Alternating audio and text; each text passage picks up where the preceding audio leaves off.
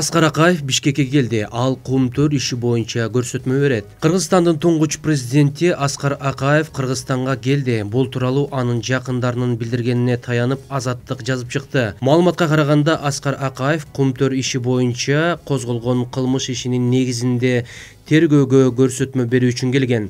Ал өлкөдө 5-6 күн болору белгилүү болду. Улуттук коопсуздук мамлекеттик кызматы бул тууралуу маалымат бере элек. Акаев ушул жылы 2 августта Кумтөр иши боюнча тергөө менен кызматташуу үчүн Кыргызстанга учуп келген. Бишкекте бир апта сурак бергенден кийин Кыргызстандан кайра чыгып кеткен. Ал өзү тергөө менен кызматташуунун алкагында кепилдик менен келгенин жарыялаган.